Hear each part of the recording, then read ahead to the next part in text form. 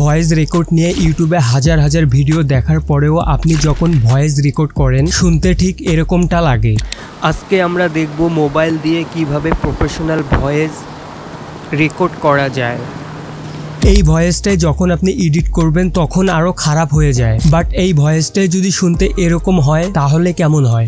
আজকে আমরা দেখব মোবাইল দিয়ে কিভাবে প্রফেশনাল ভয়েস রেকর্ড করা যায়।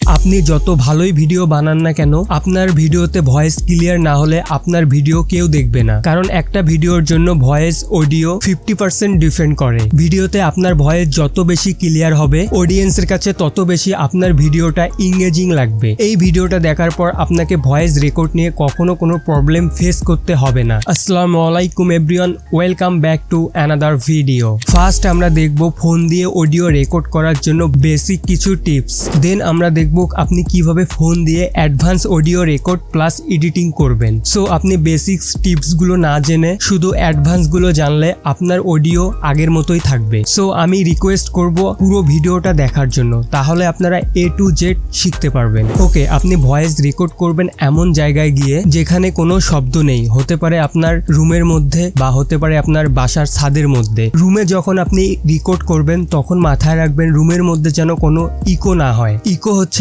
আপনার রুমের মধ্যে অডিওটা কোথাও ধাক্কা লেগে এসে আবার রেকর্ড হওয়া, এটাকেই ইকো বলে। এটা অডিওর সবচেয়ে বড় প্রবলেম হচ্ছে নয়েজ বা ইকো। নয়েজ বা ইকো রিমুভ করার জন্য আপনার রুমে অ্যাকোস্টিক ফোম বা পর্দা বা মোটা কম্বল দিয়ে ঘিরে রাখতে পারেন। অ্যাকোস্টিক ফোম বা কম্বল লাগানো থাকলে 70% ইকো বা নয়েজ কমে যাবে, বাকি থাকে 30%। এই 30% আমরা এডিট দিয়ে কাভার করব। ওকে, আমরা এখন একটা ফোন দিয়ে রেকর্ড করব। ফোনের মধ্যে কোনো মাইক্রোফোন ইউজ করব না, শুধু ফোনের ডিফল্ট রেকর্ডার দিয়ে আমরা রেকর্ড করব। ফোন দিয়ে রেকর্ড করার সময় অবশ্যই আপনি মাথায় রাখবেন আপনি কোনো থার্ড পার্টি অ্যাপস দিয়ে রেকর্ড করবেন না। অবশ্যই আপনার ফোনের মধ্যে যে ডিফল্ট অ্যাপটা থাকে এই ফোনের এই ডিফল্ট অ্যাপটা দিয়েই আপনি রেকর্ড করবেন।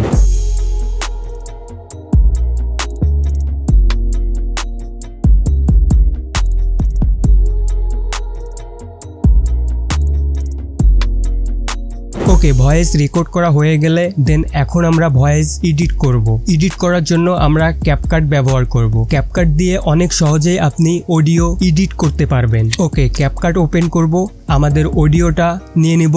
অডিওতে ক্লিক করে ভলিউমে যাব। ভলিউমে গিয়ে ভলিউমটা হালকা একটু বাড়াই দিব। দেন আমাদের অডিওতে ক্লিক করব, নিচে সোয়াইপ করলে ডান পাশে দেখতে পারবো রিডেক্ট নয়েজ। রিডেক্ট নয়েজটা অন করে দিব। অন করে দেওয়ার পর নিচে দেখতে পারবো ইনহ্যান্স ভয়েস। ইনহ্যান্স ভয়েসে ক্লিক করব, একটু সময় লাগবে ইনহ্যান্স হতে। দেন আমরা দেখতে পারবো 80% ইনহ্যান্স করে দিছে। সো আমাদেরকে 100% ইনহ্যান্স করতে হবে। দেন আমরা আবার ইনহ্যান্সে ক্লিক করব, 100-এ ক্লিক করে আবার ইনহ্যান্স করে নিব। সো একটু সময় লাগবে, দেন আমাদেরকে আমাদের অডিও ইনহ্যান্স করে দিবে। দেন আমাদের অডিও রেডি। আজকে আমরা দেখব মোবাইল দিয়ে কিভাবে প্রফেশনাল ভয়েস রেকর্ড করা যায়।